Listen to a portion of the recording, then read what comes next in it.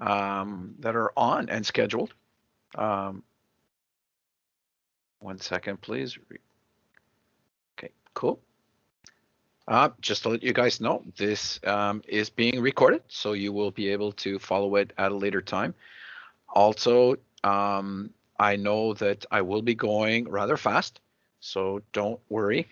I will have at the end of this PowerPoint presentation all of the extra bonus slides that provides all the details that you might need in order to be able to look into a little more depth into the content, as well as maybe to explore some of the ideas that we are talking about. So that being said, let's get straight into conference. So I'd like to present myself. Okay. My name is Donald Provençal. I've been working for too many years. Age is catching up with me slowly, but I do want to thank you for allowing me this opportunity to be here, because I do take a lot of pleasure in helping people to realize their dreams. And sometimes a dream is an idea, but some people choose to stay asleep and continue dreaming. Other people want to wake up from that dream and make it into a reality. And this is one of the things that I've always dedicated my life to, whether it be to helping companies to from bankrupt back into profitability, or from helping people with an idea to start up their own business. For the last 35 years, until I started teaching, I turned around some pretty major companies in Quebec and helped them to become very profitable. And I've also helped many startup companies that started out with an idea to become a realization. It makes me feel good when I know that all of the companies that I started up are still in business today. So I'm really happy to be here, and I have just one question to ask every single one of you.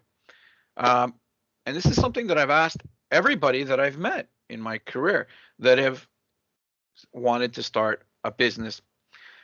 What do you want? Do you want a business or a job? Because there is a difference. Your idea can be a business, but it can also be a job, depending on how you build it. So let me just show you the difference between the business and a job. A job is that you exchange your time for money. We all have jobs. We all work for time, and we get money. But a business makes money while you're asleep. So the idea behind this presentation here is to help you to get more of a clarification, show you some of the things that are involved in starting your own business.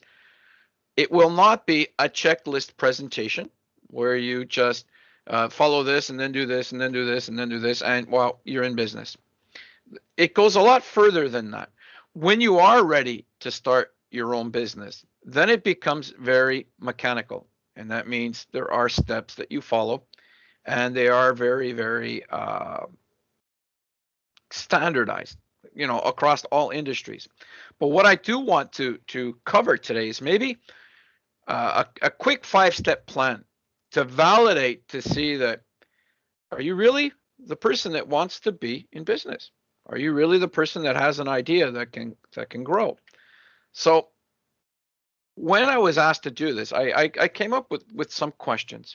And these are some questions that we will be covering that will help you to answer,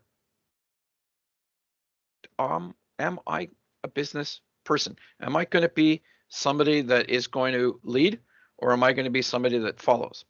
And even followers, in some respect, are leaders. But even in business, even if you work for somebody, you can have a business idea that you run on your own in a department.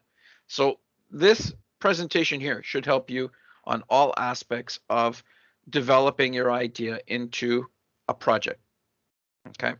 So the first part that I want to look at is am I ready to start my own business? Like, what does it take? Do I have the right personality and everything? Do I have what it takes to be successful? We'll cover that. Do I have a good potential business idea? Ideas are what make the world competitive, and that what make the world evolve and grow. Do I have a good potential idea? What do I need before starting? You know, uh, as a student, you need a pen and paper minimum. And then you listen. But as a business owner, it goes a lot farther than that. As somebody with just an idea, well, you can have an idea. You don't necessarily have to be a business owner, but you can share that idea. And I've met many people who had fantastic ideas and that have used this kind of plan and that aren't leading the company, but it's their ideas. They are the owners, and this might be an option for you. And we'll explore that a little later. What are some of the tools that I need? This is the longest part of the whole project. Why? Well, like everything, you can't develop something without a tool. And the easiest tool that you have is your brain to think. But when you want to create a solid business idea that's a little more complex and definitely more complicated, you need tools. Um, some are older tools that have been used for a very long time that have proven themselves very, very valuable. But I will show you the new tools that most, well, 5,000 of the 5,000 biggest companies in the world use. So it's 100% usage. It also, if you use this series of tools and you use them the way I'm showing you, you increase your chances of success in a startup business by almost 70%. So you go from 15% success rate to over 85% success rate. And what's astonishing is you have 85 to 90% of all companies that go bankrupt within 2 years. So with these models, you discover that you're not going to be spending your money uselessly and unwisely, and you are going to be spending your time very diligently so that you'll go beyond the first 2-year milestone. Okay. And then we'll talk about the team. Teams are really important. Don't think that you can do anything alone. There is absolutely no way of living in today's reality without a team. Now, we might not recognize them as a team, but they are key partners. They are key players that allow us to do what we do well. And that's very important. So we'll be going over what does it take to have a team and why is the team so important?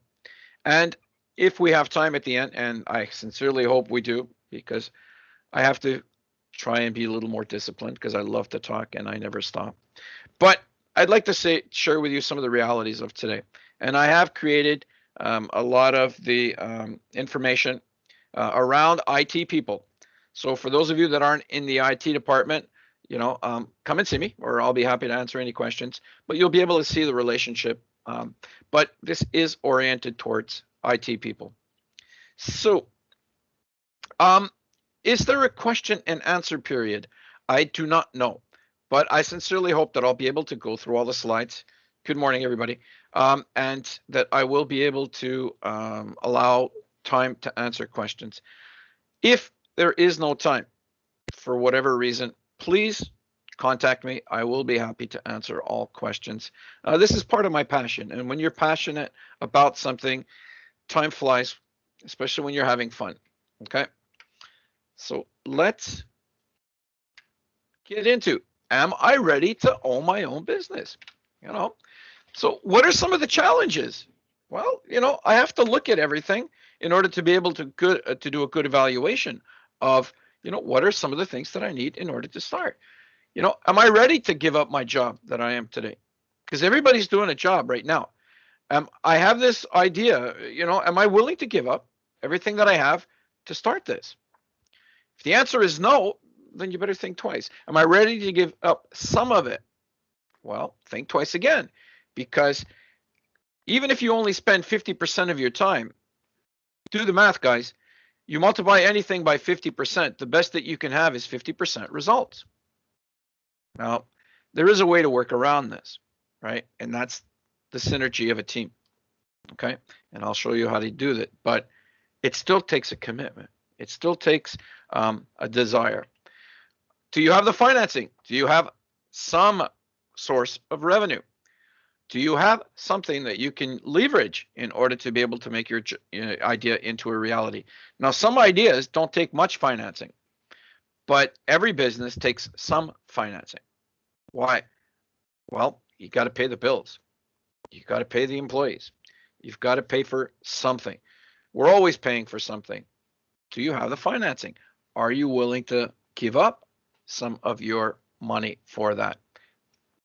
Trick, that is one of the things that the banks look for in young entrepreneurs. Are you willing to give up part of what you own in order to make your idea a reality? That is a proof that you believe in your idea. Team building. Are you a team player? Do you know how to build teams? Do you know how to make reality happen by getting people to do things that you're not good at? And you get them to do it because they are better than you. Team building. One of the challenges being a visionary. Do you see farther than the application? Do you see farther than the business idea? Do you see farther than the money sign, the dollar sign? Being a visionary requires you to stand up and be in the front and look farther than everybody else, but lead them, not drag them with you. That's not made for everybody. Are you easy with dealing? Can you deal with the unknown? Uncertainty today has created a coronavirus pandemic that people are still discovering new ways of working around. That's one of the good things about human beings. We are solution providers. When an obstacle, a challenge comes in front of us, we find solutions. We find ways of surviving. Are you good at dealing with the unknown? Because being an entrepreneur, you deal with the unknown constantly. And the tools that I will share with you helps bring into light some of the possibilities of the unknown and definitely brings into light everything that is known so that you won't have any surprises. Loneliness, guys. I put this here because it is a fact. Entrepreneurs are loners, guys. They work in silos too often. Yes, they might be in a team, but they are still alone. They are still pushers. They still drive alone. And it creates loneliness sometimes. The sacrifice that you do in order to make your business successful, it's like taking care of a baby. It's 100% of the time, and you need to make sure that the baby is healthy. Well, doing that with a business creates a lot of separation between things, family and relative and mate, that create loneliness. Are you ready for that loneliness? You got to make the rules. You're the boss, but you have to make strict rules, and you have to apply them, and you have to follow them, and you have to respect them yourself. It's not like a New Year's resolution. These rules aren't made to be broken. These rules are made to be applied. So are you good at making rules and then enforcing them? Decision making. Are you good at decision making? Can you follow through with a decision? Yes, I've made a decision. Can I do it now? If you can, then you've got part of the things that it takes to be a good business entrepreneur. If you don't, we'll look at the options. But it's not the end of the world. Some people aren't made to be managers. Some people aren't made to be leaders. But that doesn't stop them from having a good idea and support. Everybody has a role to play in a business idea. When you find your role, then that becomes part of the key success synergy formula. And that we'll be working on throughout the presentation. The second thing that I want to look at is, well, now that we've established some of the challenges and you've asked yourself, am I ready to do this?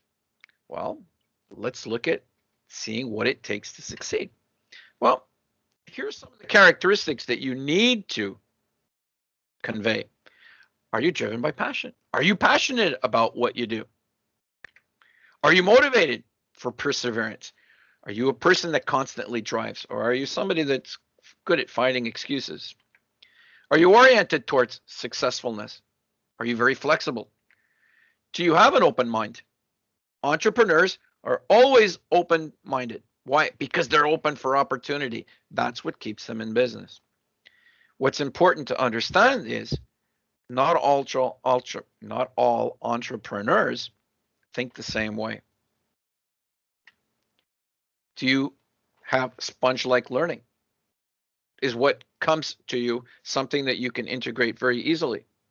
These are some of the characteristics that you need. Or do you struggle? If you struggle, then you need to plan more time. If you don't struggle and you have sponge-like learning, then chances are you're good at applying what you know.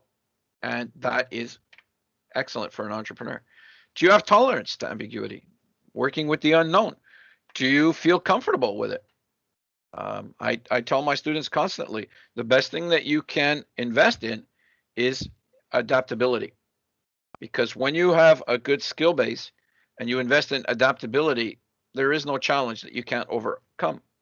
Entrepreneurs seek opportunities, but opportunities are sometimes ambiguous, sometimes diverse, but they don't let that stop them or slow them down from realizing the idea or the solution that they are building.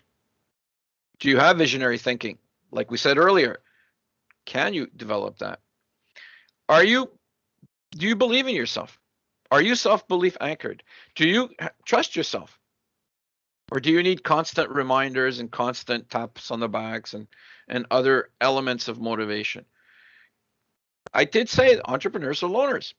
They have to be able to sustain their own self-belief and their own reward system by tapping themselves on the back. Are you somebody that can do that? Or do you constantly need approval? Do you constantly search for approval? Or do you just believe in yourself and are satisfied with the results? Do you think in terms of creating opportunities? Or do you think in terms of deadlines? Well, I have to do this by this time. That's it. Or do you say, well, if I do it by this time, then I can have more time to do this. And if I do this, then I can do that. Do you seek in creating opportunities, or do you just seek in fulfilling somebody else's requirements? Are you good at producing results? Well, let's face it, guys. We are valued on the results that we give. Are you somebody that's results oriented? Now, results oriented people make it happen the best way possible. People oriented people, well, they want to make sure that the relationships are good and the results sometimes suffer. Entrepreneurs are about, and we'll be talking about entrepreneurs need results because that's how they survive. That's how they get paid. Are you oriented in making profit? Now, profit has got many definitions. We can talk about profitable in business. That means you have more money than you spend. Profit could also mean, well, in what you invest in, you get a return on. So if I invest in taking a time to go to a movie, do I appreciate the movie, even if it's a bad movie? I've taken the time to invest in it. Do I feel good about it? Does it make me want to spend more time on it? Am I passionate about that? Am I looking for profits all the time? And not only profits, but I'm looking for opportunities. All right. If I go to the movies and I want to have a good time, the result is I should have a good time. But if I invested my time to go to the movies and it didn't work out and I feel grouchy and really grumpy, think about it. Are you somebody who's optimistic, somebody who's pessimistic?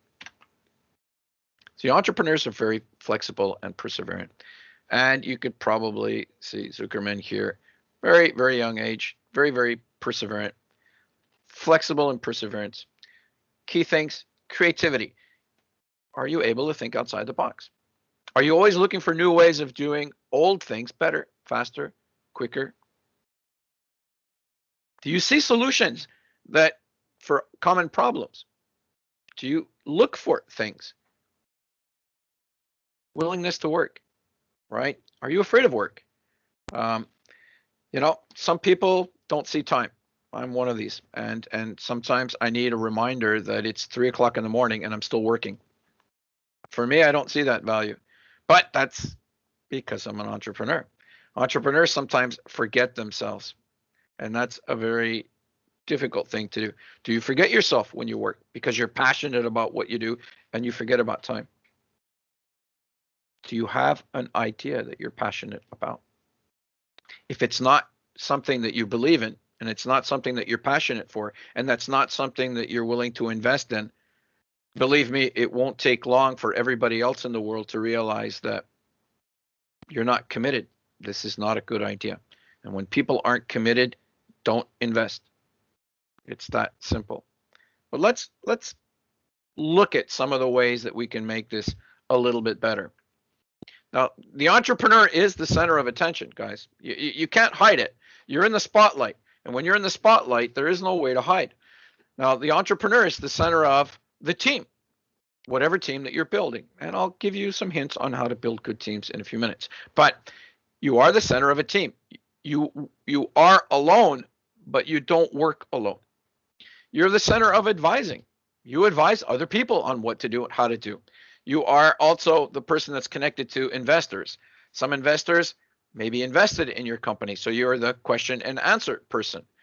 Investors could also be people that believe in you, and they're investing their time, not necessarily their money. You're also the person that faces the competitors, that answers the difficult questions to clients, to customers. What do you do better than your competitors? How is your idea more beneficial than any others? So the entrepreneur is literally a question and answer person. And I think you've seen by now, throughout this speech so far, the only thing that I've been doing is asking you guys questions. Now, if you don't get answers, well, then you have to do your homework. Entrepreneurs do their homework constantly because that's all they're doing is asking questions over and over and over again. But the tools that I'm going to be showing you allows you to put into perspective the value and the quality of these answers. Without that understanding, you're still guessing. And remember, 50% is still a failure. Why? Well, in school, you need 60%. In life, you need 50% plus a profit margin. So you're still at 60, guys. So let's have a look at some of the things that you need to do. So let's look at, do you have a potentially good business idea? Well, I can tell you right now, the difference between a good idea and a bad idea is the difference between potential success and failure. Now, there are a lot of reasons why companies fail. And it's not because of the idea, but it's because sometimes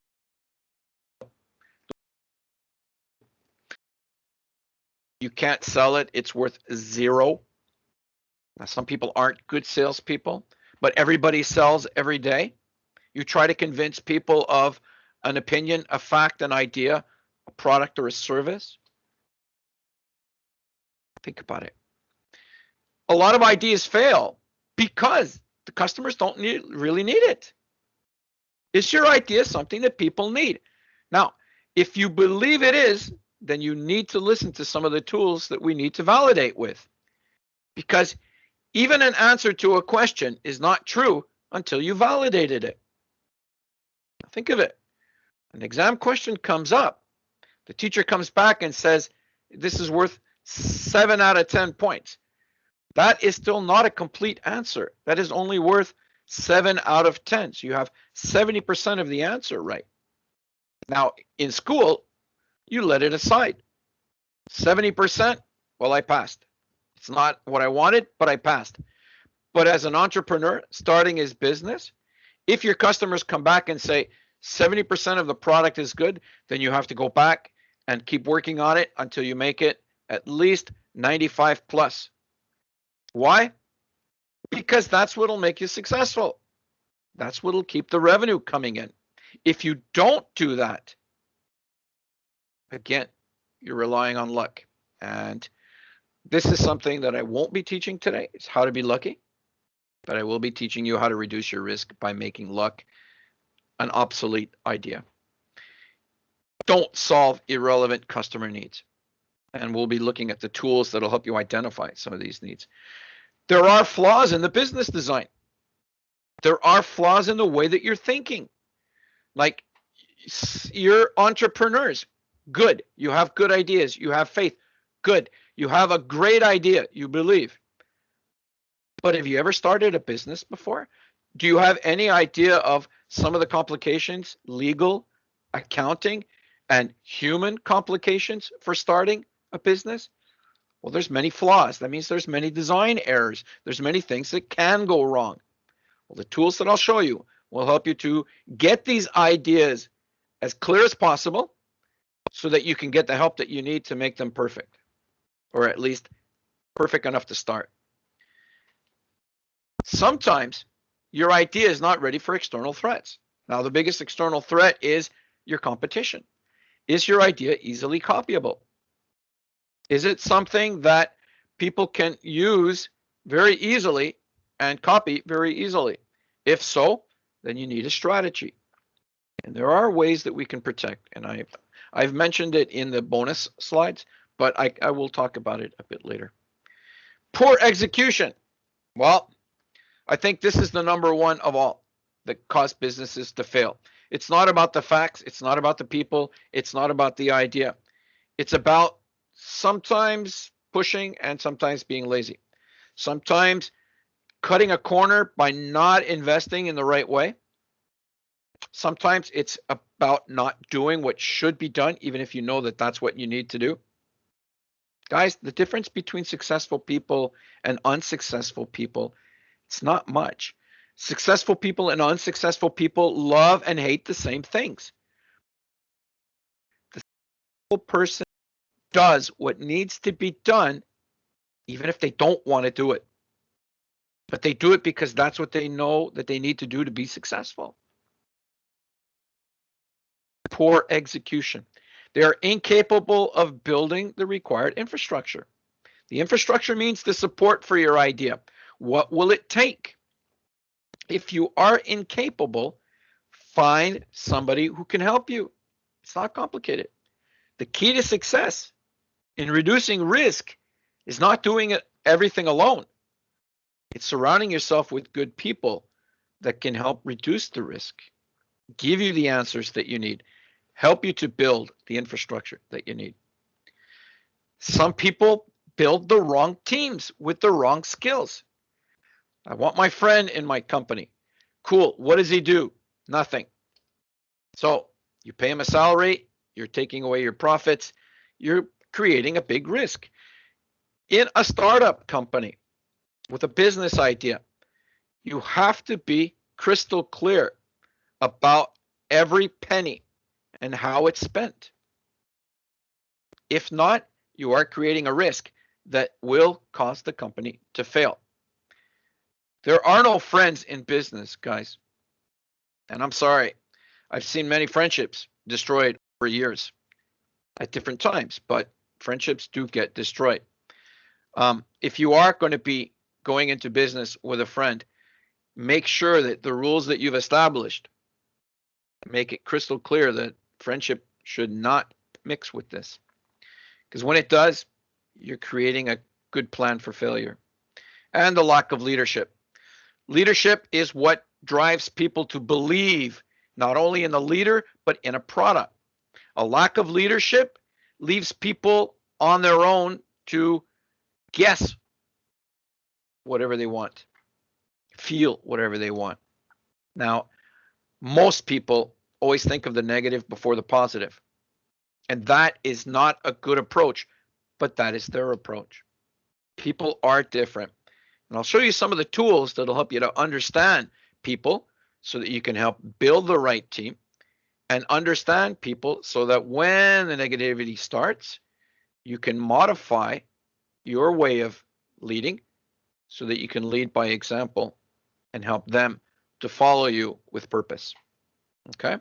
So these are some of the reasons why companies fail. We've talked about what you need. You have an idea. You looked at why companies fail. I hope none of you have seen too much negativity here, but it's a reality check just the same. You need to know the pros and the cons. 85% of all companies fail in 2 years if they fail to plan properly. If they cut corners, they will fail. So what do I need before starting? Well, there are quite a few things that I need. It all starts with the idea. I need an idea. Honestly, people, the idea is the hardest thing to find in business. The rest, it's a checklist. It's a standard format with creative undertones. But you need to have an idea, a value-driven idea. Value is something that's important for somebody. You need to create value, and then you need to create a plan. Now, a planning is preparing, learning, creating an action, and never giving up. You need to create a plan. Never give up. Not in something that you believe. But your business needs to be successful. Everything that we've looked at up to now is about me, the entrepreneur, looking at what it is, what I need, what I have, what I don't have. But your company needs something in order to sustain itself, your business or your job. Here, we need to look at value. Here's where we start to see, is your idea something of value? If it is, then your business will run itself, and you'll be making money while you're asleep. It'll grow. It'll be very profitable because it's been organized and structured properly. But if it doesn't have value, your plan doesn't have value, then we get into other problems. In order for your company to grow, there are a few things that you need to look at. And one is, one is the value proposition. But if you look at the many things that make a company grow, you'll see that it's not just one thing. It's not the idea in itself. It's the way the idea uses all of the resources necessary to make that idea into a value-driven approach. Okay. So again, we talk about value. Can your company be of value? Can your business be of value? Well, there are certain questions that you need to ask yourself. Do I really want this kind of life? Or is it something that I want to build and maybe sell later? These are all good answers. But the real one is do I really want this life? I don't have a steady paycheck at first.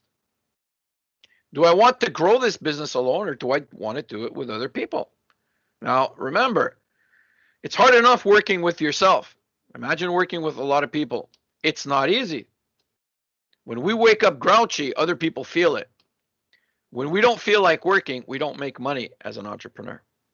It's that simple. You need money to survive. You can't afford not to. Is this something that I want to do?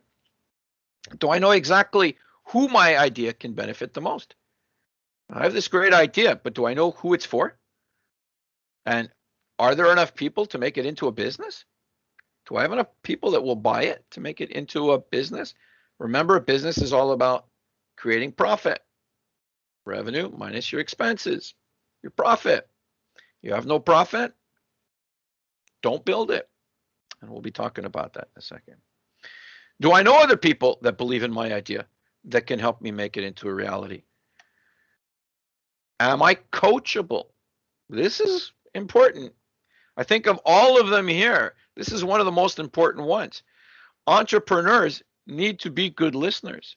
They need to be able to listen to advice, but they need the creativity to do it on their own. But you still need to listen to advice. Are you coachable? Or are you a person who only believes in what they say and nothing else? If you're not coachable, guys, then you have to learn to change. Most unsuccessful companies that I've met, the leaders that were not coachable, well, they continued their route towards failure. And they did a good job at it. They failed with honors. But if you really want to be successful, you have to learn to be coachable. Do you have a fear of leading other people? Like it or not, are you good at giving orders? Giving orders is being a manager. Leading people doesn't have a hand, doesn't have a chain. They follow you because they believe in you. They trust you. Are you able to create that bond? Or do you have a fear of that? Are you comfortable with numbers? Guys, look at it any way you want. You are the owner of the numbers that you generate in a company. Your revenue, your expenses, these are all numbers. Are you comfortable with dealing with numbers? And I'm going to scare a lot of you. The higher you go in a company, the less you deal with a lot of people, the more you deal with a few people, and the more you deal with numbers all the time. So as the higher you go, fewer people that you deal with, but you're dealing with numbers all the time. You have to be comfortable with that. There's a way of getting around it, again, in building a team, but you can only go so far. Let me show you after. Do I love talking with people? When you have a new good business idea, you have to sell the idea. You have to help people to learn about the idea and grow with the idea. If the people don't believe in you and they don't trust you, well, not many people will follow you. The way you talk, is it showing confidence? Is it showing belief? Is it showing determination? Or is it showing weakness? Again, these are things that you can work around. But at the core, you still have to believe in yourself and your own product, your own idea. If you don't have that, then you shouldn't start your business. Are there things happening in my life right now that can slow me down or turn my dream into a nightmare? Think about it. Are you ready for that? Can you commit the time? Can you commit the energy? You know, when you're sick, it's not the time to run a marathon. When you're feeling down, it's not the time to create up ideas. Think about it. Here are some questions that you need to avoid, definitely need to avoid. Are you offering a solution that nobody needs? Or are you offering a solution that companies need? Do you have the right idea? Can it be converted into a business? Is the environment good for your idea? Or is it too avant-garde? Is it too revolutionary? Or is it just something that not many people will follow anyway? Does your team of experts have the right skills? These are questions that you have to avoid if you don't want to fail. Here's some of the tools. Now, I've been going pretty fast. We still have an hour and a half left. I will be answering a lot of questions, but I will be asking more questions. But guys, the questions are here for you. If you haven't been scared up to now, then chances are you have everything it takes to be an entrepreneur. Have your own business. But even if you don't have an idea, I'll help you with that too. So here are some of the tools that we use. Now, business has been around forever. Now, I won't ask you what the oldest business is because there's many confusions of that. But I will tell you the oldest business in the world is sales. Selling ideas, selling a dream. Traditional business tools have been developed through years of validation, years of testing. Some of them are phenomenal, and you will not get rid of them. But in today's changing society, in today's environment where we're more demanding of people, more demanding of results, expecting higher profit levels, you have to look for certain things. So new companies are looking for stability. Stability in understanding what is happening. Now, traditional tools sometimes take a long time in order to get the results. The time that it takes to get the results sometimes makes the results meaningless. So you have to find ways of creating stability by getting answers fast and understanding quickly so that you can make informed decisions better. They have to be flexible. Traditional tools they're not all flexible. A lot of them are fixed at very specific tasks and they do nothing else, which is okay, as long as that's the task that you want. But flexibility today means, well, you have to be able to adapt. You have to be able to take the tools and make them to your own. And I'll show you an example of a tool that I did to adapt, to make it into my own. Why? Because that's what I needed. The tools today are flexible and adaptable to meet the needs of the users. There's a hierarchy in the way methods are done. Sometimes you can only do one after another because one information leads into another. Whereas today's tools allow you the flexibility of taking whatever you want and putting it in at any time. Now, if you're thinking in programming terms, You would think probably in terms of C programming, where you have to identify each line before you can go to the next line. Like Fortran. This is where I learned Fortran. Right? But in today's language, what we're doing is we're actually using open fields. We're using field variables where we can plug in the information time and use it anywhere, because that's the level of flexibility of the tools. There is no hierarchy. The traditional tools were done alone. But in today's society, we know the value of people, we know the value of teams. We do it in a team.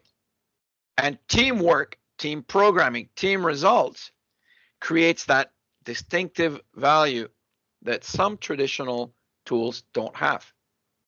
Employee morale. Well, we're living an example right now with the coronavirus that our morale hasn't been very strong, but it has to be the best it can be under the circumstances. Using these flexible tools allows everybody to contribute their knowledge at some level. Even the janitor who's mopping the floor has a level of input into the success story of a business using today's tools. Whereas employee morale sometimes was demoralizing because we were always limited by the rate and work quality of the people that needed to do the work before ours. Now, entrepreneurs don't like waiting. Time is money. I have to move. I have to do things. It's got to be fast. It's got to be done well. Traditional tools don't do that, and it demoralizes people. Traditional tools didn't cover much risk management. They gave you standardized practices to look at risk, and you followed them, and based on the results, you would change the tool or you would change your decision based on the tool. Today, risk management is done at many levels and in many different ways. And I'll show you some of the tools that we use to alleviate risk and reduce risk through changing environments. But risk is something that you need to learn to live with. That is adapting to diversity. That is adapting to challenges that are ambiguous. Are you good with managing risk? Diversification. Tools need to diversify. Traditional tools were very, very strict. Diversification means that you can use these tools for many different ways. Now, actually, the one tool that I am going to show you was invented for helping students in school. Today, it's a multi-billion-dollar tool that's used for business. So diversification, adaptability, you'll see that that same tool has been modified many times to create value. And as a result of the value it creates better insight in reducing risk by knowing more details, more facts, and making better informed decisions. And again, technology. I can't say enough. Technology is what drives change in today's society. People push it, but technology drives it. The rapid change in technology allows for a rapid understanding of tools. And as technology advances, more and more tools are created to take advantage of the potential that the technology offers. Whereas the traditional tools, they rely on manpower, they rely on brain power. Some of them rely on computer power, but they are still fixed tools. Technology allows that diversification. It's the difference between open source programming and fixed line programming, if you want. Open source is anybody can contribute as long as it follows some rules. And fixed line programming is, well, you can only do one line at a time. I hope I'm saying this right. So a summary of some of the tools. I want to go through for about the next hour some of the tools that we use, and some of the tools that you can avoid. Some of them you can't avoid. The business plan. Well, everybody's heard of it, but not many people know it, and almost nobody uses it correctly. And yeah, guys, it's still a tool that we use. I'll be talking about the Lean Startup, the Business Canvas, and other traditional tools. Okay. So to get into the first one, the era of the fixed business model no longer exists, guys. We don't have fixed businesses anymore. Um, the COVID-19 virus is a proof of what companies had fixed models and what companies were able to creatively diversify and create fluid models that are able to adapt to different challenges. Today's reality is about rethinking the possible to make the incredible. And the incredible is what sustains you in business. But if you don't know the tools, you don't know the ways how to do it, you might not be understanding what it takes to succeed on the long term. Now, a business plan is something that we're going to have to use, but it's changed. You know, the time to produce results is very short now. Um, Even the way we do the plans is extremely short. And even the way we do the plans, we use modern tools. So it creates more value and more intensity in the answers of the business plan. Now, business plans had many different segments to it. And you've probably heard of all the things in different parts of it. Well, some business plans that I've done were over 250 pages long, and we would put them in one or two binders of nothing but facts. And they would cover 10, 20 different subjects. Now, to read 200 pages of facts, if it's a story like a novel, really cool. It could take a couple of hours. Cool. But when you're trying to understand facts and you're trying to create links and you're trying to understand things that aren't necessarily your expertise in, creates a longer learning time, a longer exploitation time in order to understand. So even when I talk about simple things, they become complex learning. And for people who don't have time or don't want to take the time or don't want to invest the time, complicated business plans turn people off. Now think of it. A lot of you, when things are too complicated, well, you procrastinate. And when you procrastinate, you waste time. That's normal. Almost everybody does it. But in business, you can't. Remember, time is money. You waste time, you get no money, you die, literally. So business plans have to be remodeled. Today's business plans are very lean and very short. They're almost limited to the executive summary supported by the numbers. And some of the numbers are financial. Some of the numbers are operational, like, from this time to this time, we will be doing this. From this time to this time, we'll be doing that, like an MS project. Other things are numbers that are supported by a plan, like a marketing plan. But there are tools that have been developed to make it better. One of the tools came out by a book, was discovered by a guy by the name of Eric Rice.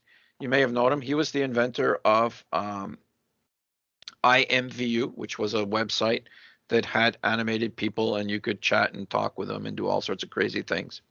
But he developed this idea. And the reason why he developed it is because he was looking for a solution to make his own company better.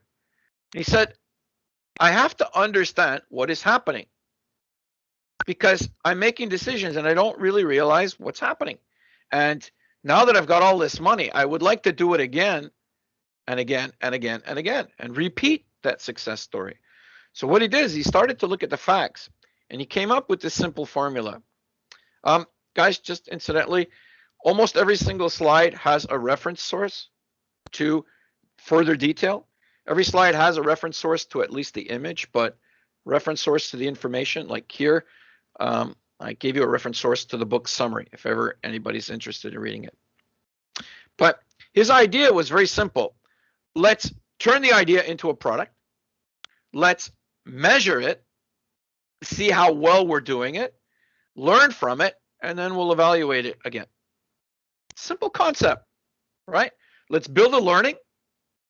Let's measure it by testing ourselves on an exam question, and then learn from the results of the exam. Results have failed. Well, I have to go back and relearn the material. The results I passed, did I pass enough to be comfortable? Then I continue. Or do I passed but barely, what should I do? So he developed this idea with many different elements to it.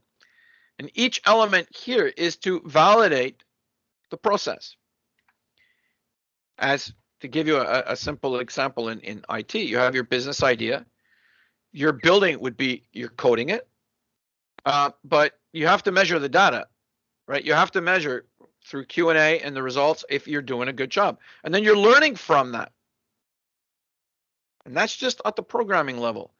But the idea here is you have to develop something to sell. And that's called a minimum viable product. What's the minimum thing that I can build, that I can measure, that I can use, that I'll be able to test with to see if this is what companies want? Minimum viable product. So if your idea is about an application, well, I build the application, I code it, then I compile it, I measure it, and then I learn from the results. How do people like it? Is it doing what I want? So you get all this feedback and you learn from it. And it creates a kind of a loop, right? It creates a kind of loop because the lean startup method, it's all about learning from customers, and it's all about process development, how to do small improvements to make it better. But each time, your minimum viable product becomes better and better and better until at the end, you've got a final product. Now, the value in this is very simple, and I think you can see it. When I start with a minimum, I can make rapid deployment. That means I can put it into the market quicker. The major failures of companies in the past were they would build a product and they would expect customers to buy it without even knowing if that's what they wanted. So they would invest millions of dollars, take a lot of time to invest in it, and ultimately wouldn't even use it, right? Customers wouldn't even use it, so they wouldn't buy it. Or they wouldn't buy it enough to sustain the profitability of the product. The lean startup created a way of getting something fast and putting it into the market. But, you know, it harmonizes business trends. It made it look better. It created projects closer to reality, and it increased the chances of success.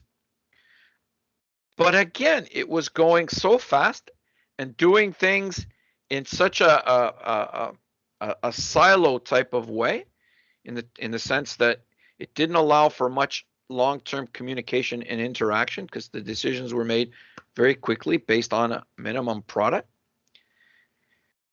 You needed a better way to understand what was happening.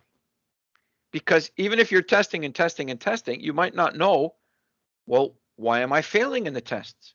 Why are the tests not working?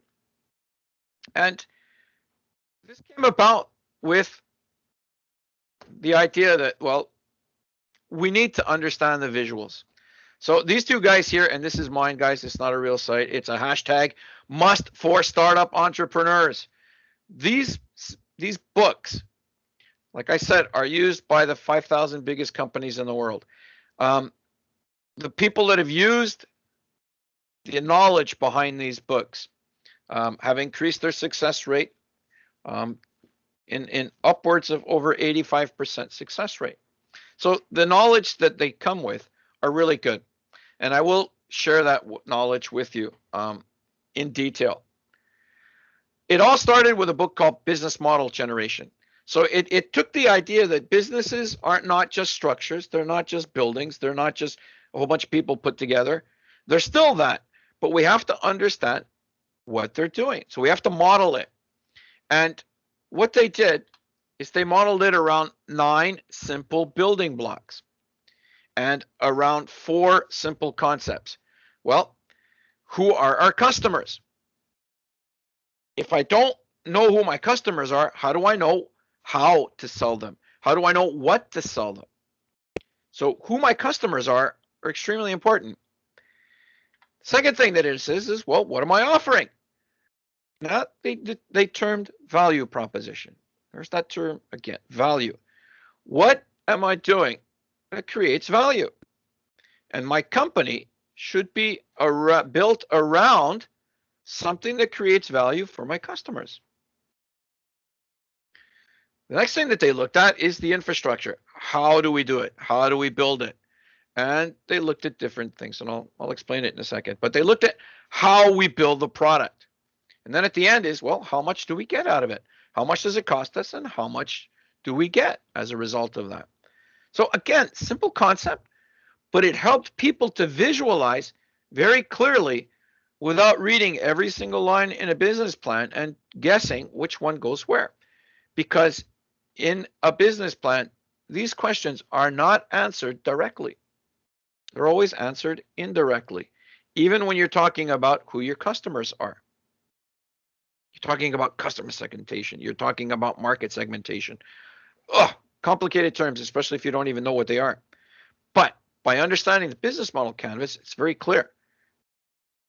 Short sentences, short lines that are very specific. They talk to you about. And again, to understand, they were questions. So when they start the company, they started with a value proposition. And the value proposition is, what do you do? What is your idea? What does the idea do? And then it said, well, who are the people that you're dealing with? How do I interact with them?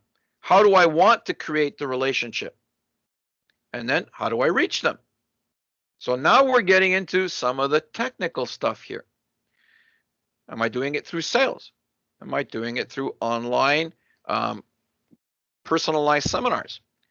Am I reaching them online? Am I reaching them through direct deliveries? These are the technical side, but these people are people that you need to know who want to buy what you want to sell. If you don't know them, no matter how good you are with these two, they'll never buy.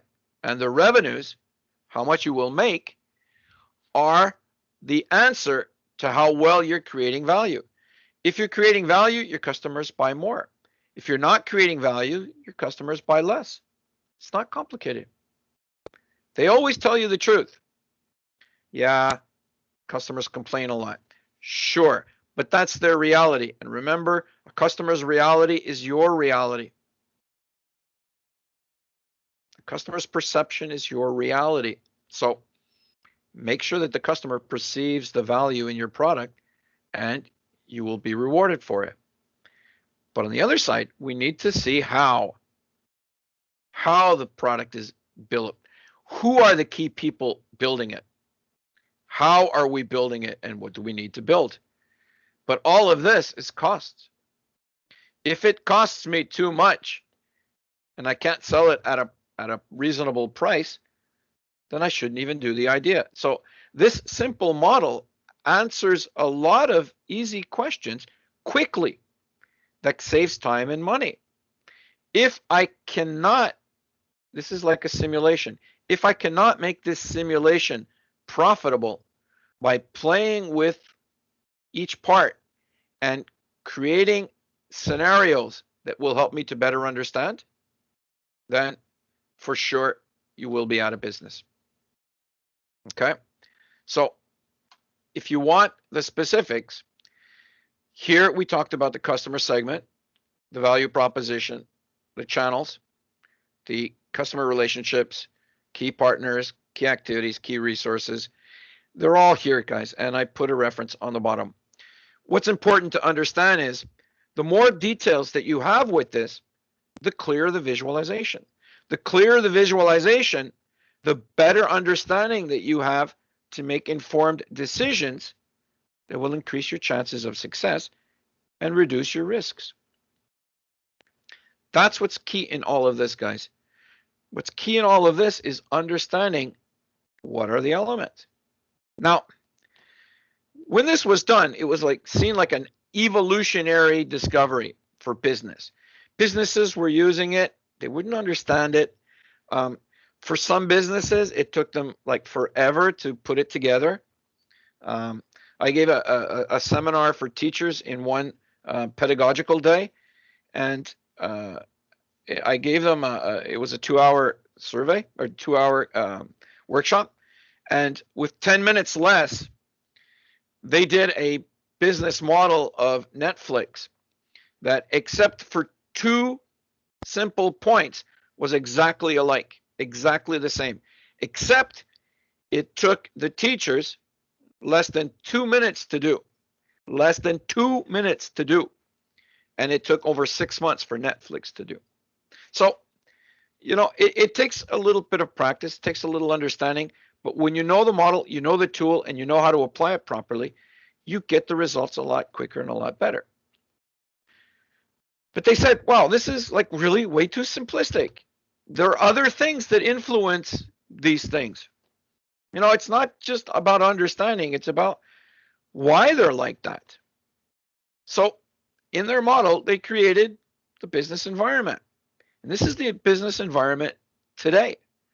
There are forces that influence your value proposition. There are things that create value, but that also restrict value, like government regulations, COVID-19 virus. I can't do whatever I want. I can't create the same value as I did last year at this time. So I have to find a new way in order to create value. Technology. As technology grows, other opportunities for advancement grows as well. If technology dies, we stop our evolution. Social trends, cultural trends. Market forces influence directly customers, right? The need and demand. I ask for this, I get this. Customers want things. They want them quicker, better, faster, cheaper. And there are forces that you need to understand. Some of these are traditional marketing tools, guys, to get an answer of what the customers want. You have to listen to your customer. But again, this model didn't have all the answers. They saw the things, but they needed to make it even better.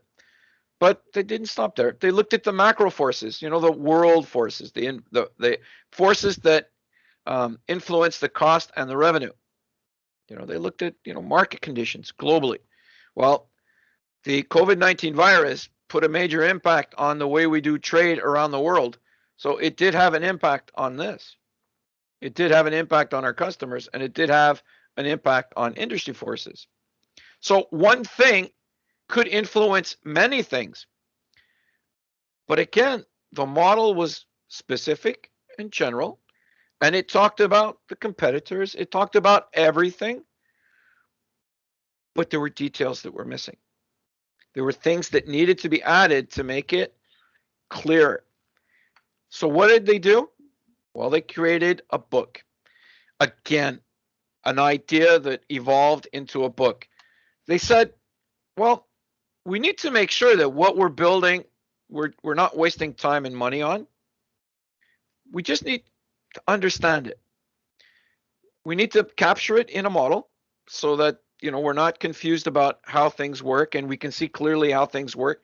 But we have to make sure that we're not wasting our time and not spending money uselessly. So how are the two things related? Well, we want to create value. This is the product that we make. We create a product, and it helps the customers, and it alleviates some of the problems that they have. But on the customer side, well, they have to look. What do customers want? By using my product, what are they accomplishing? What are they gaining as a result of it, and what are they getting rid of from using it? What kind of pains are you getting rid of? Like losing time, wasting money, wasting energy. What kind of gains do they have? Do they feel happy about using it? Do they use it often? Is it allowing them to get the results that they want? So what they discovered is, by looking at these two things in more detail and separately, they discover that if there is a good fit, then you have a product that increases its chances of being sold. So it's not just about building an idea. It's about making sure the idea fits with what the customers want. That saves time and money again. And I'll just show you guys. This is something that I did because the business model was still too general even for me. So what I did is I took the business model and I divided it into two parts. Things that create value and things that help me to control my costs. But what you'll notice is I have the value proposition integrated into the business model canvas so that I know exactly at all times how I'm creating value and how I'm controlling my costs. So even in this, it's continuous improvement. Even in understanding a simple concept, it was continuous improvement. I've been doing it, and you'll see shortly other people have been doing it also. They realized that, wow, this is really cool. Eric Rice created a milestone in the development of rapidly starting a business. But how do we apply this? Now that we know the general business model and we know the cost and we know the value, how do we prove it? Well, it's like I said before, an answer is only good once it's validated. An answer is still a hypothesis until it's validated. So they wrote another book. And this book was all about testing business ideas, how to look at an idea, create an experiment to test it. So what it really did was validate it. How much real money do we have and how much will people buy? They needed to be able to create that. So they said, well, you know, all of these tools that we built, we're not just going to throw them away and create only a test model, and that'll solve all the problems. We have to look at the business model, and we have to look at the value proposition, and we have to look at the customer profile, the value map and the customer profile. And then we say, how do these things work together? So we have to make an hypothesis. What is this product really doing? So then we prioritize the hypothesis. Well, it's doing this, and doing this. And then you have to test it. And you have to test it with each market, each customer that you believe to get their feedback. Now, again, it's the MVP model. Remember, the minimum viable product. The minimum viable product will allow us to test. But how do we test it? Well, we create the idea. We build a prototype. And I'll talk in a couple of seconds. There are many different kinds of prototypes. Even a PowerPoint presentation is a prototype because a prototype is a conceptualization of an idea in whatever form you want to show it. It could be a story, it could be a book, PowerPoint presentation. It could be a business plan. But you build a prototype and then you have to test it. So you need to assess, how do I test it? Well, then I decide, how am I going to test this? What do I want to validate? What is the learning that I want to extract from this? So I build this idea and I build an MVP. I build a minimum viable product and I make a hypothesis. Well, if I build this, I give it to my customers. My customers should be able to feel happy and satisfied with this. So I give it to them and I test it and I record and I measure it. I tell my students, if you can't measure it, don't do it. And if you have to measure it, do it. Because if you don't, you'll never know the gap between the reality, the results, and what your hypothesis was. So you've created this great hypothesis, measure it. How close was your hypothesis to reality? Learn from it. Once you've learned from it, then you got to decide, is this good or is it bad? Well, if it's bad, then I have to go back and redo it. Or if it's bad, I might not even do it anymore. And if it's really bad, well, maybe I'll test it again. So I'll rethink it, rebuild a prototype, think about the way I want to access it, retest it again, just to be sure about validating it. Now, it sounds really complicated and long, guys. I can tell you this right now. The time that you take in doing this saves you a lot of money and time in the long run, because the more times that you test, the closer to the truth is your prototype, your idea, closer to reality. If you're building an application that's supposed to do this, your customers will tell you how close to exactly that it is. They will tell you what you need to add, what you need to take off, what you need to improve upon. But there'll come a point where you don't need to test anymore. And you'll go, perfect. Now that I've done the product and I've tested it enough, let's make it into a business. But in the meantime, I need to test. I need to reduce my risk. This testing period, it's not years, guys, and it's not forever. The testing is done in a small market of your best clients, or what you believe are your best clients, so that you can test it rapidly and often. That's the proof that it'll succeed or not. So we build a prototype. Well, why? Because it tests the reality in relation to what the clients want. It checks to see if you're in the right direction. It checks to see if you've met customer needs, gives you feedback, helps you make smart decisions, and it does develop partnerships.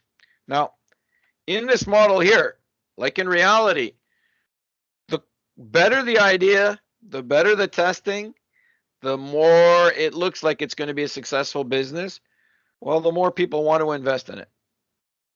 They want to take advantage of it. So it does, the testing does allow to develop partnerships. Now, if you want to see an example, just look at the COVID-19 virus. They have a vaccine now, which hasn't been validated, literally, as far as I know. And it doesn't say for how long it's good. There's a lot of variables, but because it's been tested at limited levels, people have come on board. There have been joint ventures, partnerships that have been created to make this thing sellable, and sellable on a large scale. And if you look at it, Pfizer is one of the few companies in the world that can produce such a large scale of product like that, despite all the restrictions.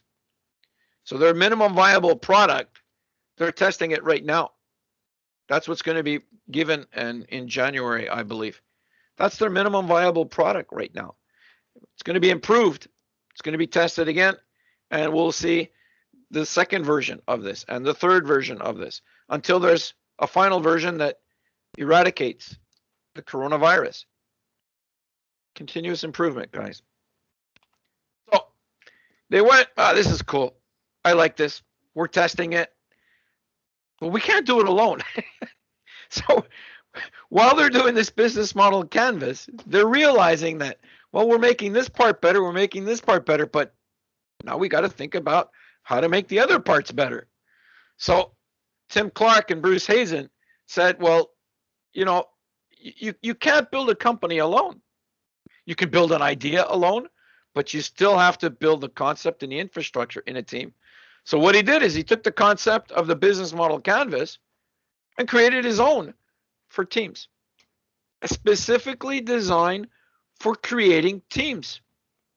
Now, when you have a startup company, you need key players in key positions so that you don't waste time, you don't waste money, and you get the results quickly.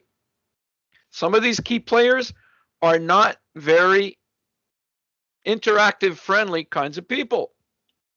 Now, I'm not talking about personalities. I'm talking about the professions.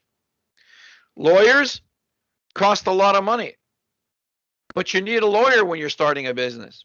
Why? Because there's a lot of legal issues that need to be covered. Are you going to be incorporated, or are you going to be a registered company? Are you going to do it in Canada? Are you going to do it in offshore? Are you going to, many different legal issues. Accountants, very friendly people when you get to know them, but they can be very cold SOBs when you get to know them at first, because their job is very simple. They have to keep your idea into reality by keeping your feet on the ground.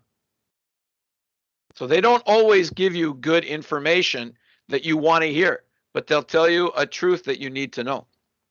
So Accountants, you have to make sure that despite the knowledge and the contribution that they have to be team players to your business idea, and they have to fit with your team. Remember, again, fit is the key issue in all of this. Your customers, which in this case will be employees, and your product, which is your idea and what you're selling. If there's no fit, then you don't have a good team. You have other key players, like operational players, people that'll build the infrastructure of your company. These need to be people that know what they're doing. They need to be experienced. Why? It's not complicated, guys. You only have one chance to make a good first impression. When you're building a company, making a mistake in the beginning is like building a building that's crooked. If you build a building that's crooked, it's going to cost you more money to destroy it and rebuild it. So you need experienced people to make sure that your design of your company is good. Now, IT is a lot about writing programs. Not all, but a lot of it is. Having the right people writing the right programs in the right language is the difference between success and failure. Having the right architect that can coordinate everything, making sure that the understanding is there. Having the right producer, director that knows the GUI that's in relation to the customer needs and the program itself is key to success. And if you want a perfect example, just look at the interview that was done with the director at Ubisoft that's directed the launch of the new Assassin's Creed. One of the rare times where actually games have been online, on target, and on budget. On budget is very important with all of this, guys. You don't have unlimited resources. Not many people have unlimited resources. And in startups, I guarantee you, you won't have unlimited resources, no matter how good your idea. Your idea will only get better and better and have more and more resources as you prove it's a better and better idea. Teams. Last person that's essential on your team is the salesperson. Now, entrepreneurs need to be good salespeople. Why? Because they're the first person that believes in the idea, believes in the product, believe in its potential success. You also need people to sell the idea to customers, to partners, to other important people that need to understand, stakeholders. It's not easy. It's not easy. Finding these people sometimes costs a lot. But is it worth it? If you have the right person and you have the right product with the right clients, that fit will be very profitable for everybody.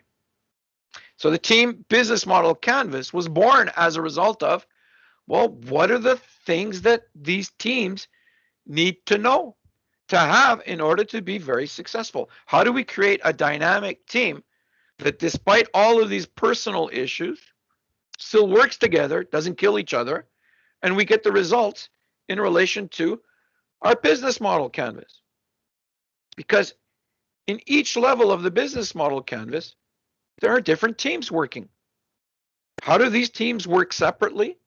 And how do they contribute collectively to the success of the business? Now, if you're a one-man business, it's very easy. You're doing everything. And remember, if you're doing everything, 100% of the work is divided in small parts. So that means you're only doing 5% maybe, or 10% of the work successfully at one time. Eventually you will fail. Create a team. So they created a business model canvas for teams. And I've done it many times, guys. When you take the time to do the exercise, it's got two purposes. It creates a clear understanding of who the team players are, where they're going, what they're contributing to. And the second thing it contributes is team building. Now, a lot of times, remember I said earlier, employee demotivation or demotivation in the work? By creating a team building environment, a team building exercise, you can solidify the team by getting them to interact. Is it worth the time? Hands down, yes. Why? the more and more that people get to know each other, the more and more and stay professional, more and more they stay professional and get to know each other, the more and more they create synergy towards the results and not just an added contribution to the results. It's always got an extended value. So they looked at it and they went, wow, this is cool. We've just created another problem. Now that we have all of these teams, oh my God, what do we do about the individual people? So another book was written with Alan Smith, who was one of the original people, said, we have to solve that problem now. We have to take advantage of it. We have to find out the individual. So what did they do? They said, well, we're not going to do something different. This is exactly what works for everybody. Everybody's seen it. Everybody does it. Everybody knows it. Let's just modify it so that it can help plan their career, know their place in the team, and know their contribution to the business. But at the bottom line, it helps the people and managers control their career. And I said career.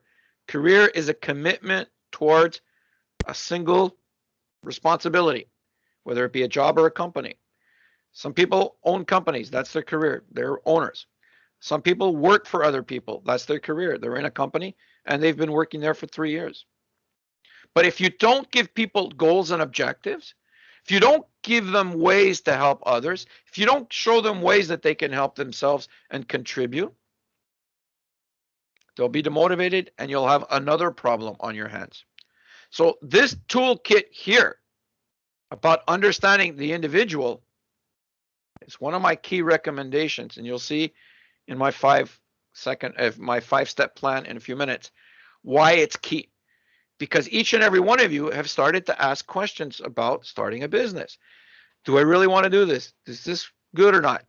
Well, by understanding individually what you do and how you can contribute to it, that'll help you to better position your role in the team and your role in the company, or your role as the leader in the team and your leader as the company. So again, these were valuable tools, but they went, cool. Now we know the individual, one dimension. We know the second dimension, which are teams, and we know the big picture, because now we have a visual dashboard of what everything is and where everybody's going at all times. And if things change, then we can rapidly add something and adjust and recreate the model and adjust and adapt and make decisions. But how do we get the specifics? Well, they said, we need to go even further. What makes great companies fantastic? You know, we have all of this, but what makes great companies fantastic? So the original people that wrote the business model canvas, they said, well, let's have a look at invincible companies, companies that always succeed. And what they discovered was very simple. They used all of the models by Eric Rice and all of the elements in the business model canvas, and they look at it under two dimensions, if you want. One dimension is, well, we explore for new opportunities, which is the innovation, which is the continuous improvement on how to make things better. But we also look on the practical side. We have to look at ways to exploit what we have, or improve what we need to improve with what we have to get better results. So they looked at this and they said, wow, BM is business model. So if we look at this, we go, we need to prototype. We need to test. If we've done all the testing and we've done all the exploring, we've done the right design, then the companies that do that reduce their risk. At one point, if the testing is done and it doesn't serve as a purpose, then they stop it. It dies. The project just dies. If it's good, then they develop it into a project that the company will exploit. Now, companies like Sony have 200 and 300 projects annually. This model here, the application and the understanding of this system of different business models, value propositions, teams, and everything allows a model that used to take years and millions of dollars of investment to be done literally within months at highly reduced costs. So for this allows not only the opportunity to know what we should develop and grow, but it also helps us to understand what we should just get rid of and not exploit again. So it validates ideas in invincible companies. And this is something that I've shown you. If we have a good business idea, we can sustain it, we can develop it and grow it using the principles that we've had there. So they went, wow, this is great, but we're still lacking details. You know, we have all of these great concepts, we have all these great theories, we know that they work, but why do they work? Well, like it or not, they discovered that a lot of the information was done through traditional tools. People just didn't contribute their ideas. They validated their opinions with facts that they got from traditional tools. And tools provided the details, but they also allowed them to explore the data using these new tools. So they took the information from the traditional tools, and they plugged them into these new models. And it allowed them to play around with them. And it allowed them to understand what the empirical data meant, what the value of the empirical data that they collected really had. So these are 4 of the most common traditional tools that, guys, they won't go away. They'll be around forever. The one that everybody does every single day, unconsciously, is a gap analysis. This is what I wanted. This is what I got. What happened? This is the question. What happened? But it also tells me, well, this is where I wanted to go. This is where it went. Well, what do I need to do to improve? A gap analysis. Very simple analysis, but it gets results. Why? Because it forces you to take the time to answer the questions to understand what happened. Many of you heard the SWOT analysis. Right. Strengths, weaknesses, opportunities, and threats. It's not going away. It's used in every other part of a business plan. And if you want, you can even use it in your business model canvas at each level. So this SWOT analysis is something that they discovered that was being applied in each one of the 9 building blocks of the business model canvas. It allowed them to create strong, detailed value. For companies that went through international, well, they looked at something called a Pastelli, which is, well, how do I understand the external environment as it relates to another country? Now, the business model canvas is great for working in a specific location. It can be applied to a larger company with multiple locations, but it's optimal for a specific location project or a specific location company. But to understand larger scale, well, we need other tools. And a market analysis, guys. You can't get away from it. There are things that you need to have answers for. There are things that you need to look at. And sometimes the only way to do that is through research.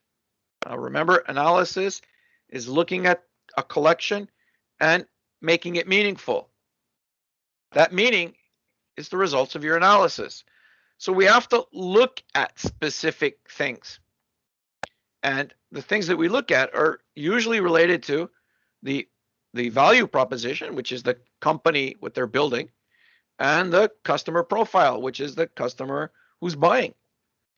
You need the details. And this is where understanding the traditional answers that these elements give can help validate your business model even more to make sure that the fit between what the customer wants and what you're producing is a solid business idea that's sustainable for a long time. These tools aren't going away. That's why they're still taught in school today. So What kind of a team do I need to make my idea successful? Well, I talked about it. You need to find people who want to share the idea with you. All things considered, all things analyzed. Your best team are people that believe just as much as you do, people that want to share the idea, but they also need to be people that will grow your business, right? People that you'll be able to understand. They need to be your accountants, your lawyers, your operations people, your sales people, maybe even your office staff, depending on how big you're growing, your programmers, your directors, your customers. So here's my simple plan on how to start a business. It's really not complicated, but it requires a lot of homework. And the first homework that you have to do is answer the questions that I gave in the beginning. Is this really what I want? Now, I've known many people that have come to me, many people said, I've got this great idea. How do I sell it? Well, let's validate the idea. If the idea is good, then we can sell it for more. If you're selling the idea as is, then it'll probably be worth a lot less. And incidentally, guys, you've seen this a lot. Home staging, people, they paint their home and they sell it for $10,000 more expensive because it looks better, it looks cleaner. That's called home staging. Businesses, they do it a lot, and they'll be doing it a lot now because there are a lot of businesses being sold. So what they do is they make the numbers look really good and attractive so that when they sell the business, they can sell it for more. The trick is that gap analysis. What they want and what you're willing to give. Is it worth the difference? So let's look at a simple plan. And it really is simple, guys. Step one, take serious, in-depth look at your idea. And then you need feedback from your team. Now, there's a simple little exercise. It's called the golden circle. It's an idea that came from a man by the name of Simon Sinek. And Simon Sinek says you should always start with why, because everything starts with a question. So you need to start with why. Why do you want to do this? Why are you building this?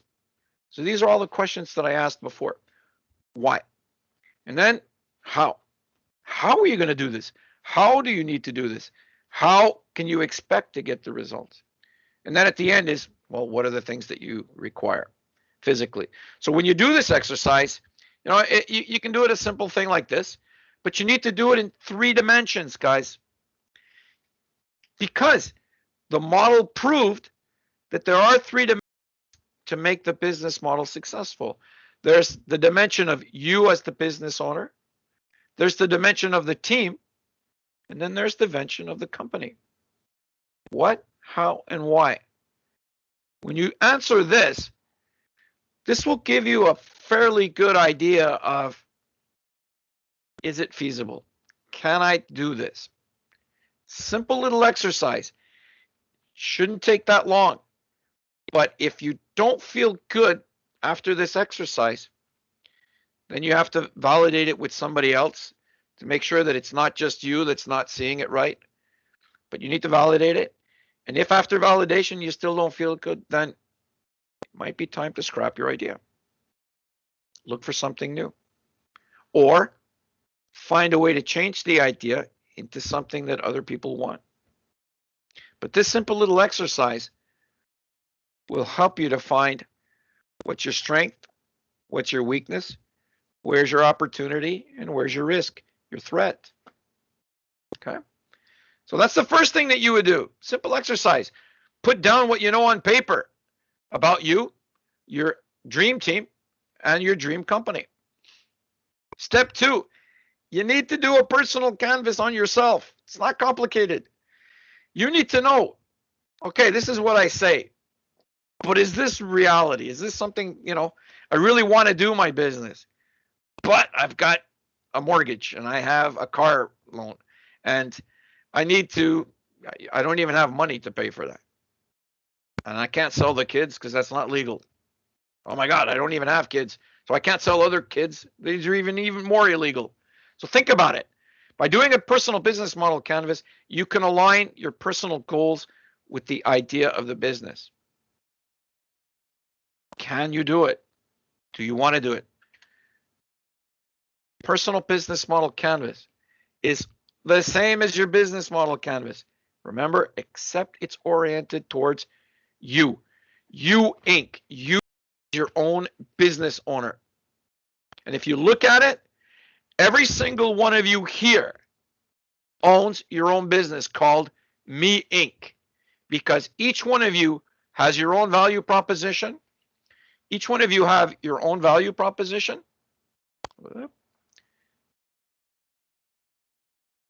Okay, well, it doesn't work. But each one of you has your own value proposition.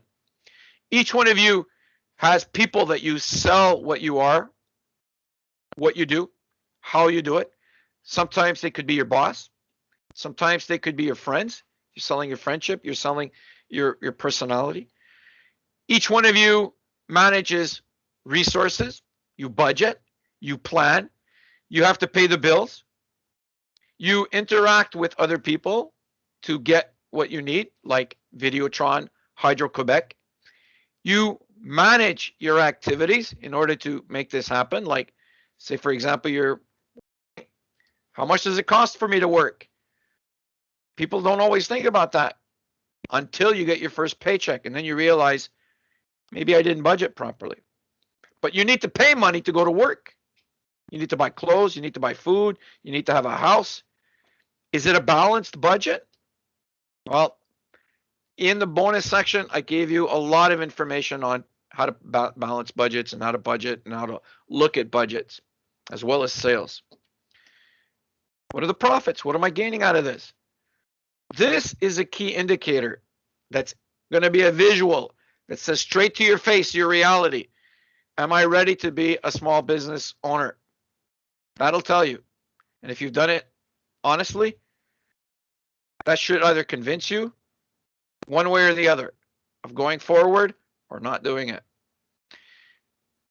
I put this here just to show the relationships, of how each one interacts, so that it'll help you to get a clear understanding of your contribution to the team, your contribution to the enterprise, your contribution to the business idea. And it shows all the relationships and how it works together.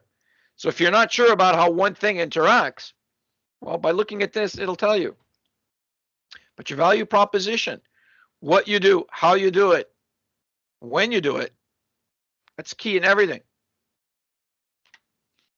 Step 3, build your business model, right? Now, how do I start? Well, I've talked about many tools. The one that's the fastest, guys, the one that'll prove to you the quickest, is start with your value proposition. Look at the value proposition. Okay. Then build your business model. Once you have your business model, take the time to look at what are the forces that influence your business model.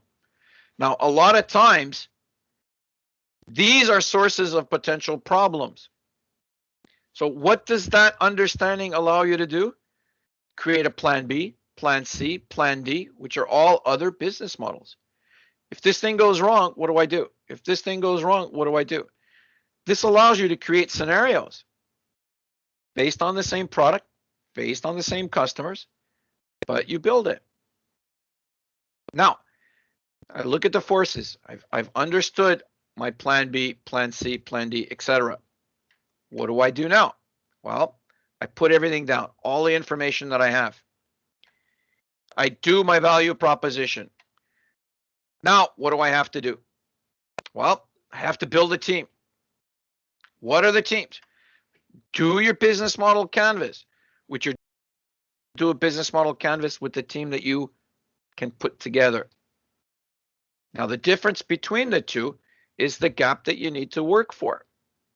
The gap that you need to work for sometimes costs more money than you can afford when you're starting a company. But you need to build towards that because that's your ideal. By doing your team canvas, You can know your strengths, your weaknesses, opportunities, and threats in each individual and how that individual can contribute to the overall success of a company. But you need to take the time to understand that.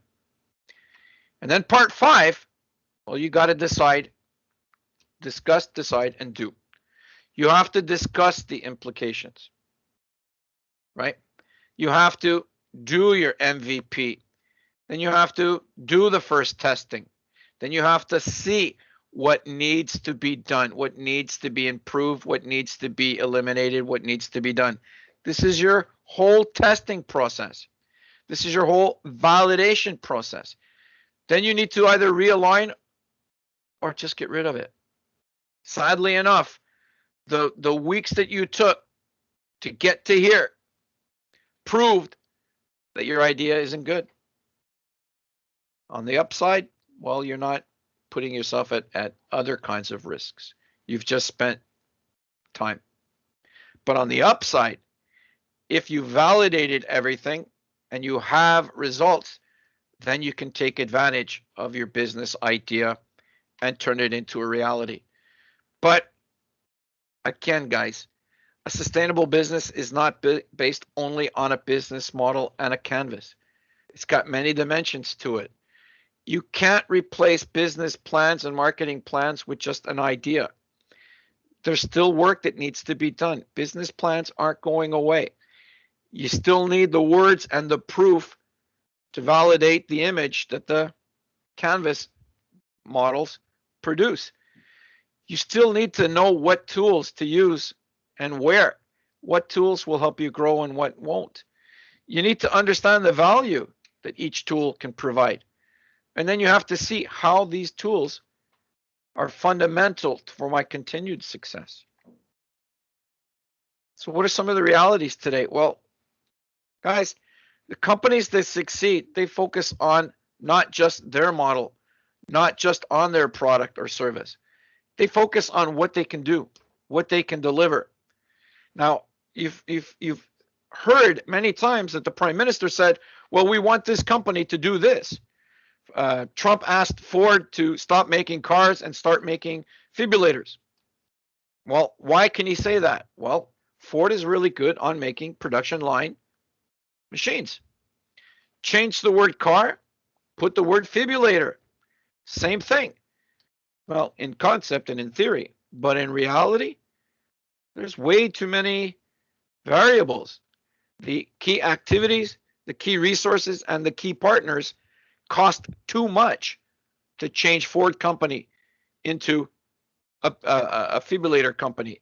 And the revenues that they would get out of it, non-existent compared to a car. So you see a simple model like that answered the question to Donald Trump in about 2 seconds. This will never happen. Don't fall in love with your first idea, guys. You know, I can give you a crazy parallel. Not many people are married to their first love, and not many people stay married forever to their first love. Things change, people change, time changes. The business model is a way to create a rapid simulation that can allow you to adjust to varying environments, varying situations. Key players that leave, it allows that flexibility, but it also creates that perseverance to allow you to succeed. Don't fall in love with the first idea. Give yourself opportunity. Test rapidly, test often. What do you think? Get people's opinions. If you value their opinions, then validate that opinion. Never take an opinion as truth until you've tested it and validated it. But you can respect the person's opinion because they've given it to you. But validate it. Make it true to you. Sometimes opinions, sometimes facts are very contextual. They're good in one situation and lousy in another. The only way you can find out if it's good for you is to test it. Test it. Now, in the IT market, these are the things, these are the technologies that are emerging, that are being tested constantly. You know, gamification. You know, there are games where you can actually learn processes and employee training. And nobody likes to go through long series of boring seminars and listening to people talk for 2 hours. So if they create a game out of it, they learn while having fun. And everybody loves to have fun. So these are just some of the areas. Now, I don't think this is a surprise to anybody in this conference, but simulation and scenario modeling are the ones that are actually being invested on right now at a corporate level that you don't see much of because they're not fancy and they don't produce radical results. But companies want to know what is happening at all times. And modeling seems to be the easiest way to go. Now, we're still on paper models with the business model canvas, but creating variable scenarios using these business model canvases can actually produce simulation results that emulate reality more than just an idea. So you can actually plug in these ideas to see how valid the business idea is and statistically predict its outcome. Business ideas are never changing. Businesses are never changing. Your idea that you had one day might not be the best one today, but because of changing environments, it might be good later on in the future. Business models have a certain time value. This you review constantly. We all review our finances at least once every 2 weeks when we get our paychecks. When do you review your finances? When do you review your life? How often do companies review their products and services? I can tell you, not enough. The successful companies do it every day, literally every day. And they do it through dashboards. The business model canvas in its complete entirety is a dashboard that tells you everything at all times. Doesn't give you the numbers, but it gives you the reality. Combine that with the numbers, and then you have a clear picture of how well you're succeeding. Fills in the gap. But business models, you'll be doing them all your life. You don't realize it, but every single time you adjust to a life change, you're creating a new model for yourself. You're adjusting. And you're not adjusting everything. Maybe you're just adjusting one or two parts. So here are a few guidelines for general success. Never forget, time is money. Don't waste it. Don't waste other people's times. Understand the value of using your time. Everything you say will be used against you. Weigh your words properly. When you're building an idea, choose your words wisely to describe your business idea. If you don't, then it might be easily copyable, or it might create confusion in the people that you want to convince. Choose your words wisely, but be careful what you say because it will be used against you. You only get back what you put in. If you want to put 50% effort into the success of your idea, don't build it. Don't build it. You'll only get 50% of the results at best. If you create a team, well, then maybe a combination of 50-50-50 all over the place, you might create a business. But it comes at a cost. Are you willing to pay that cost? Dare to be different. Dare to do something different. Don't always do what everybody wants. There's something called a blue ocean strategy and a red ocean strategy. A red ocean strategy is let's create a business, let's create an idea that everybody does, everybody knows, but will just be another competitor. Or what you can do is you take the same idea and create a blue ocean strategy, which means you dare to be different. Do the same thing that everybody knows, but in a new way, a different way, a unique way. And learn how to create value with that new innovative concept. It takes time, but it takes dedication. And have fun, guys. If you can't have fun, don't do it. Because life is complicated and it's got enough problems as it is. If it's not fun, don't do it. So in closing, I just want to give you this quote by Ash Murray, who is one that's also developing on the business model canvas with his own ideas. He says, responsible, smart people can rationalize anything, but entrepreneurs are especially gifted at this. They know how to rationalize. But most entrepreneurs start with a strong initial vision and a plan A for realizing that vision. Unfortunately, most plan A's don't work. Guys, don't fall in love with your first idea. Give yourself an opportunity to choose between the way you want to build your idea and the success that you want with different scenarios. I've given you the tools. I've shown you the methods. If you have any questions, you can always mail me or you can always send me a message in chat through Teams. But there's all information that's referenced.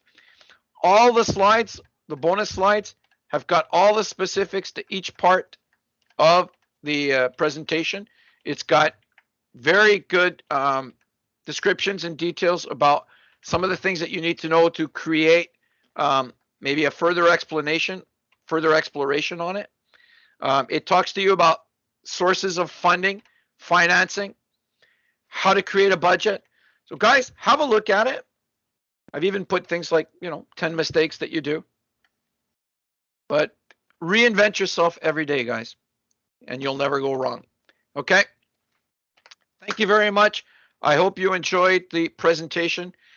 We have a few minutes left. If you have any questions, I will be more than happy to answer any of the questions.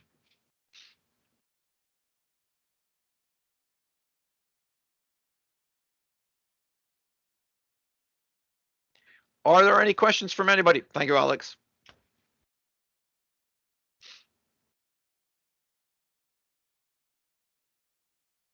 I know I went fast, and I apologize with that. But sometimes it's not about understanding everything, but it's about understanding enough to see if you're passionate enough about understanding more. It sometimes you don't have to learn the hard way. Sometimes you can take shortcuts that'll help you to learn the fast way and make the link between what you want and what you don't want. The personal business model canvas, the personal one, is a good way to find out who you are, what you're worth, what you want to do. And it gives you a good picture of the mirror that you're looking at. Some people don't like looking in the mirror. Some people don't like looking at themselves. So it might not be a good exercise for everybody. But I can answer any questions in chat. Yeah, if we were meant to fail. Okay. How big can plan A be? That's a good question, Mohammed. Mohammed, plan A should be a minimum viable product. It should always be the minimum thing that you can sell. Create that idea into a minimum viable product so that you can test it. If I have a business idea about creating something, I can invest $1 million in creating that idea and then showing to people. But that's still a lot of investment. It's a big investment. But if I can make a simulation of that and create words and visuals with a good story, a good PowerPoint, good proof, it has the same results. So your plan A is as big as you want it to be, but I would say what limits you the most is how much you can afford. Now, not many people have got, super big funding, but funding is usually the number one restrictor of your plan A. That's why minimum viable products are sometimes even simple cardboard, wooden, model, three-dimensional plastic made copies so that you can have a feel and look about what it is and try it. In software programming, well, you have an idea of what it can do. So you can do a good story with a visual presentation that brings the user from point A to point Z through all the different functionalities without giving up source code, without investing in programming it. as an alternative. Did that answer your question, Mohammed?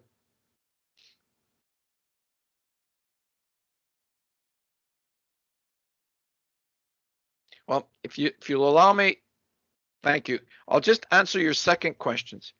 Are we meant to fail? Well, you know, that question can be answered very quickly. Very quickly. And that's through visualization. Now, in my career, there's one thing that I learned very quickly is that if I can't visualize it, I can't realize it. So if I can't visualize a solution, then I'm not the guy to implement the solution. If I have no idea what the idea is, there's no way I can make it into a reality. So a simple test of how much you can visualize will tell you the scope of and the scalability of what your idea can do. If you don't even visualize seeing it as a business, then you might have to look for other sources to make your idea more valuable, more credible, more realizable. But at the start, if you can't visualize it, find a way to visualize it, find a way to model it, find a way to make it concrete so that you can see the results that you want. But no, people aren't born to fail. People do that all by themselves, and they do it very well. What's hard is creating success because that requires effort and dedication and sacrifice. Cool. Any other questions? Thank you very much, Mohammed. That was a good question. Just write in chat. I'll be happy to answer them. You're very welcome, sir.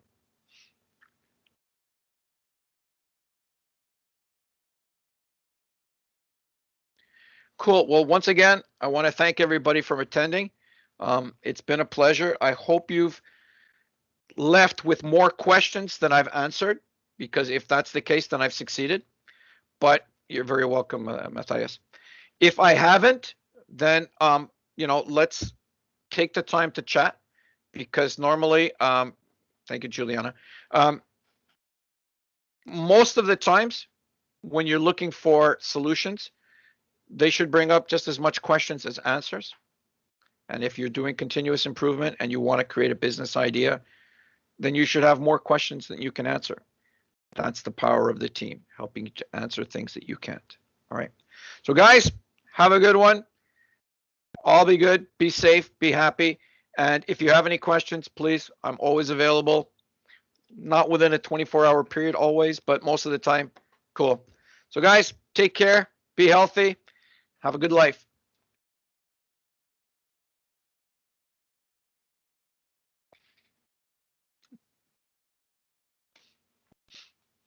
Thank you.